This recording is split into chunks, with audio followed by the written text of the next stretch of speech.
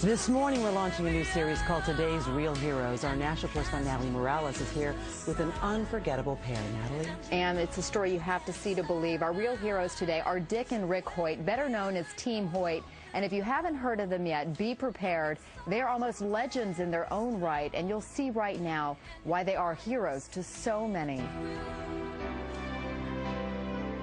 This is one of the greatest love stories of all time, a story of a father who climbs mountains and runs to the ends of the earth and back to give his son a better life, a life that transcends the limitations of his body. Rick Hoyt's fight started at birth 44 years ago when the umbilical cord was wrapped around his neck. He looked beautiful and he was strong and he was laying on his stomach, and I thought he was doing push-ups. But what it was, he was having spasms. The doctors told Dick and Judy Hoyt that their son had cerebral palsy and would never be able to walk or talk. They said, forget Rick, put him away, put him in an institution. He's going to be nothing but a vegetable for the rest of his life. And we said, no, we're not going to put Rick away. We're going to bring Rick home and bring him up like any other child. So when the Hoyt family went to the beach for a swim, Rick went too. He'd sink down to the bottom and he'd look up and start laughing. He played street hockey. We'd just get a stick and push him in a chair and hold the stick for him. We did everything with him that we did with the other two boys. And Rick responded. And you look in his eyes, and he was looking right at you, and you could tell that he understood everything they were talking about. But it wasn't until he was 12 when Rick found his voice, called the Hope Machine, a computer system created by a team of Tufts engineers. Hopefully people will look at me as an intelligent person and look past my disabilities.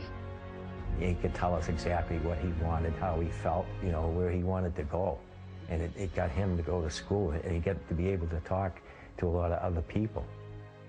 It was at high school where Rick first learned of a 5-mile charity road race for a paralyzed teenager. And he said, Dad, I have to do something for him. I want to let him know that life goes on. For Dick, who wasn't a runner, it was a call to action as a father. Rick told me, he said, Dad, when I'm running, it feels like my disability disappears. And that was all Dick needed to hear. Now, at the age of 66 and 44, Dick and Rick have run 950 races, 60 marathons, including their 25th Boston Marathon this year. They even started doing triathlons, competing in 6 Ironmans, the ultimate test of strength and endurance. All the way, Dick pulls, pushes, and carries Rick's 110-pound frame over the course of the 2.4-mile swim, 112-mile bike ride, and 26.2-mile run. So on this day, we're going for a leisurely stroll. This is a slower pace than you two normally go, right? Oh, this is a nice pace, too. It's a good break. But they don't slow down for long. As long as we're still having fun, we're enjoying it, and we're healthy, we're going to continue doing it. But it's Rick's achievements on the sidelines that are most awe-inspiring. I may be disabled, but I live a very fulfilling life. Not only did Rick graduate from high school, but also from college, earning his degree from Boston University. And he now lives in his own apartment. I have shown to disabled people that they don't have to sit back and watch the world go by. They too can go to school, get a job, and be included in everyday life. The Hoyt's motto is simply, you can. And they've made so many believe anything is possible. He's competing in road races, competing in triathlons. And all of a sudden, all of these videos are popping up on us, and people are emailing them around the world, and it's just a great feeling. I read them an email they recently received, one of thousands, from a perfect stranger. I write this because I'm a father, and to my shame, I have been nothing like you, Dick. I have been selfish more than I've been selfless. I'm not raising my son the way I had intended to raise him. And up to this point, you could say, I have failed. But yesterday, in a moment's time, I was changed. My heart was broken when I saw how much you must love your son to put yourself through such agony that he might experience the thrill of the race. Yesterday, it became less about me and more about being my children's father. I thank you, sir. You hear this over and over again. Yes, yeah. It clearly is, it touches you every time. It really does, yeah. But you're more than a father. I mean, you are a hero to so many. Mm. And most importantly, you're a hero to Rick. I just think of myself, and I just love my family. And I just want to be the very best father I can be. Hoyt, everybody. Way to go, Ricky. Way to go, dude.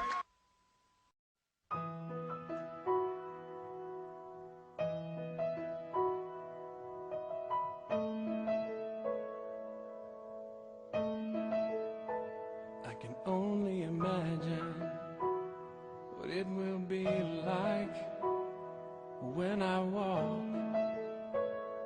by your side.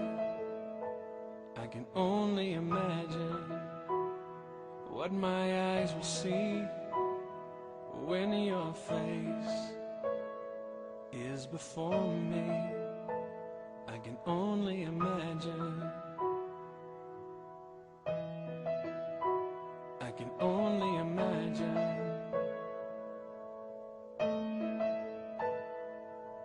Surrounded by your glory, what will my heart feel? Will I dance for you, Jesus? Or in awe of you be still? Will I stand in your presence? To my knees will I fall? Will I sing hallelujah? Will I be able to speak at all? I can only imagine. I can only imagine. I can only imagine when that day comes, when I find myself standing inside. I can only imagine when all I would do is forever, forever worship you. I can only imagine. I can only imagine.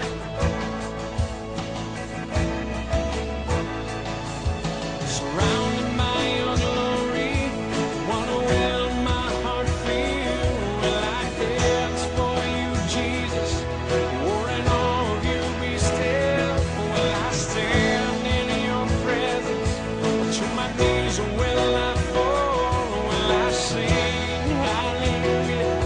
Will I be able to speak at all? I can only imagine. Yeah. I can only imagine, surrounded by your glory. What will my heart feel? Will I dance for you, Jesus? Or in all of you be still? Will I stand in your presence? Or to my knees will I fall? Will I sing hallelujah? Will I be able to speak at all? I can only imagine. I can only imagine. I can only imagine. I can only imagine.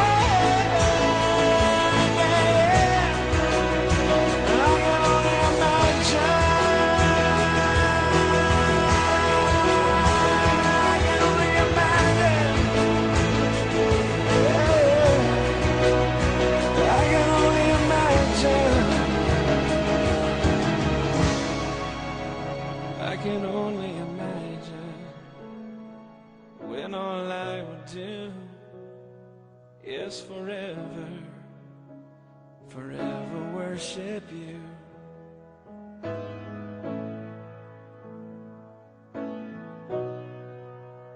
I can only imagine.